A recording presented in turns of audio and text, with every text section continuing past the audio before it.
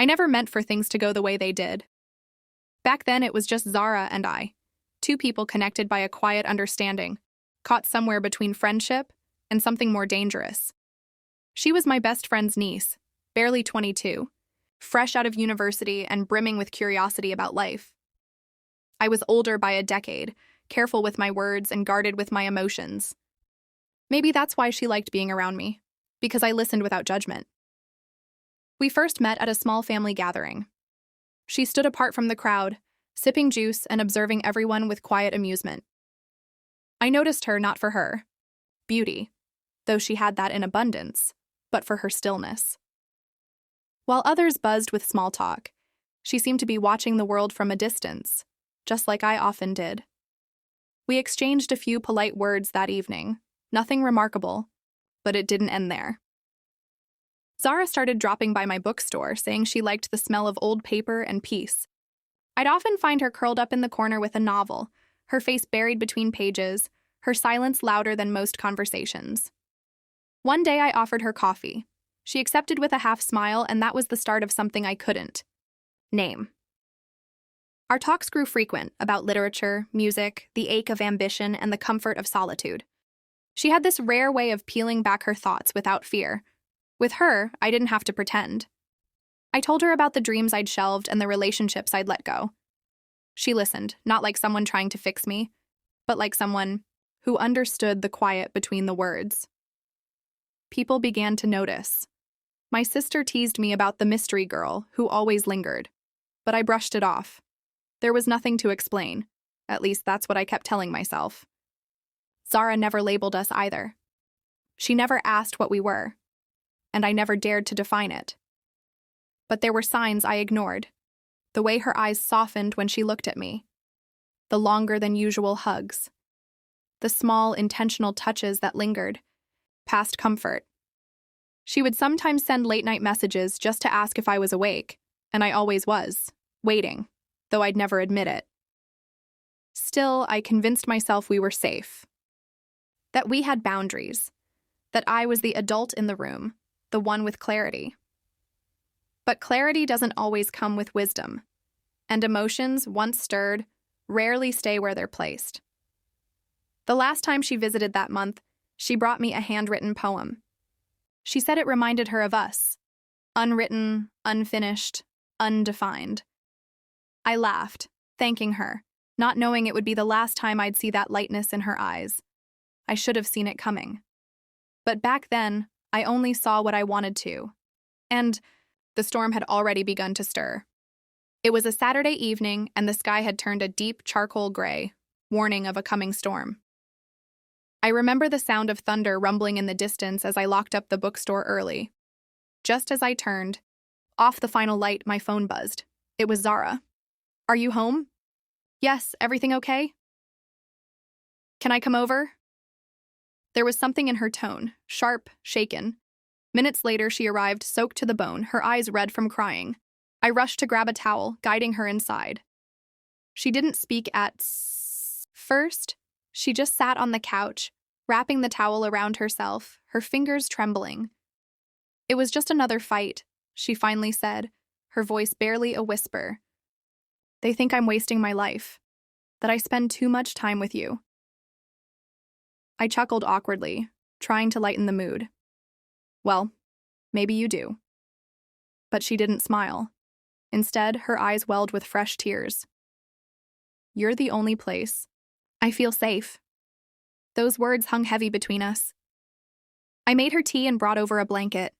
As the rain beat against the windows, we sat quietly, the silence deeper than comfort.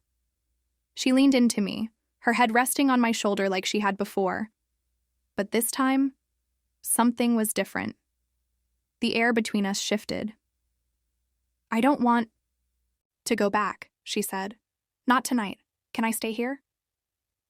I hesitated. "Of course," I said, though a part of me screamed caution. She was vulnerable. I was confused, but I didn't move away. She looked up at me, eyes glistening with something between pain and longing. "You've never tried anything. You've always been so careful around me. Why?" I swallowed hard. Because I respect you. She placed her hand on mine. And if I don't want you to be careful tonight? Her words shook something loose inside me. My heart thundered louder than the storm outside. In that moment, lines blurred, morality tangled with emotion. My breath caught as she leaned closer. I should have stopped her. I should have stood up, walked away, said something, anything. But I didn't. I met her halfway. It wasn't forceful. It wasn't planned. It was two people acting on emotions they had buried for too long. A kiss turned into something deeper, something silent and unspoken. Then just as quickly, it ended. We sat apart, staring at the wall, as though unsure of what we'd just done. She stood without a word, gathered her things, and went into the guest room. I didn't sleep that night. Neither did she. By morning, she was gone. No note, no message. Just silence. And as the sun broke through the clouds, I realized I had crossed a line I could never uncross. Not just with her, but with myself. Days passed like shadows, present, but without definition. I told myself she just needed time, that Zara would call or text, explain her sudden departure. But the silence stretched, growing heavier with each hour. I waited. I reread our old messages. I watched her online status blink in and out like a cruel game of presence and absence. Still, she said nothing. At first, I blamed confusion. Maybe she regretted that night. Maybe she felt embarrassed. But slowly, reality took shape in my mind. Maybe she felt betrayed. I tried to carry on. The bookstore opened and closed. Customers came and went. I greeted them with a forced smile that cracked around the edges. Everything in the shop reminded me of her. Her favorite reading chair, the poetry shelf she always lingered at, the empty mug she used to leave beside the register. One evening, I wrote her a letter. Not to justify, not to chase, but to say what I couldn't that night. I told her I crossed a line I should have never approached. I told her I valued our bond more than a moment of desire. I told her I would take full responsibility for the damage caused. I never received a reply.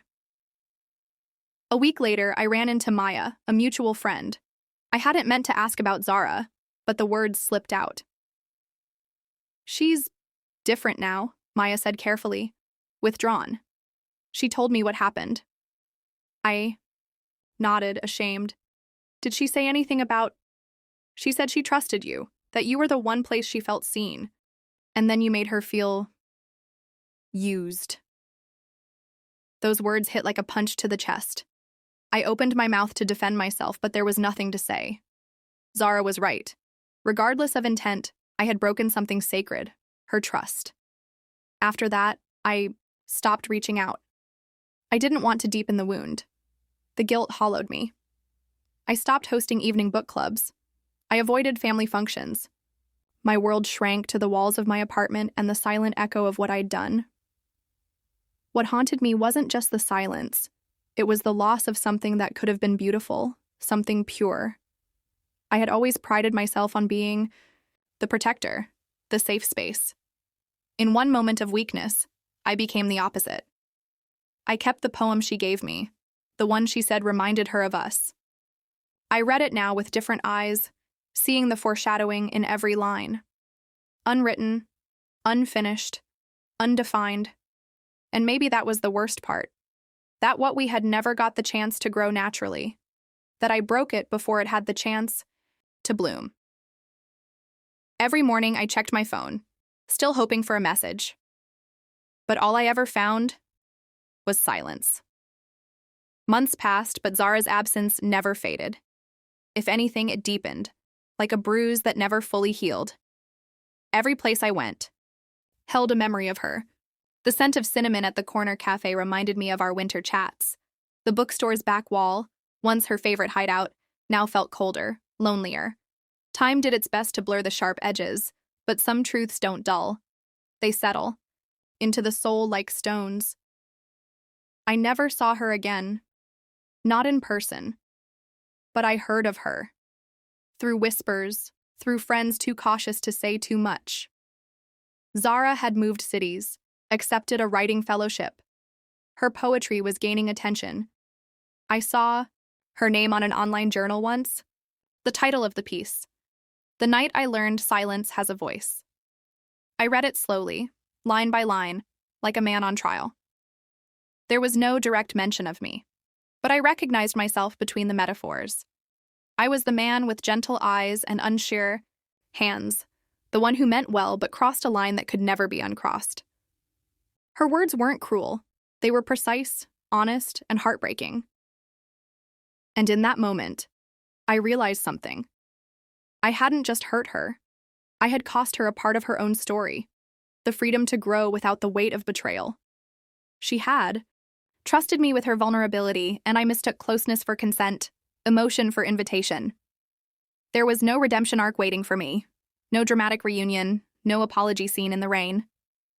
Life doesn't always script second chances, especially not for the ones who should have known better. I thought about writing her again, but what more could I say?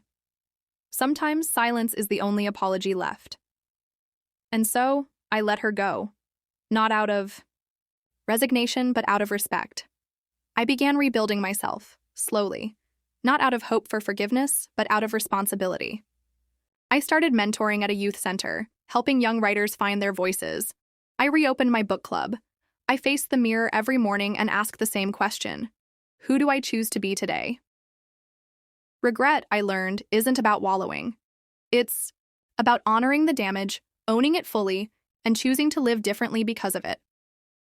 Zara became a name I spoke only in memory, a symbol not of failure, but of a moment that taught me the cost of not pausing, not asking, not seeing the full weight of intimacy.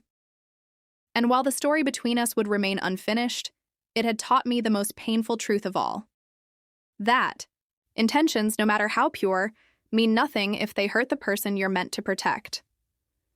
I still keep her poem, folded carefully in a drawer I rarely open, not to dwell in the past, but to remember what lines must never be crossed again.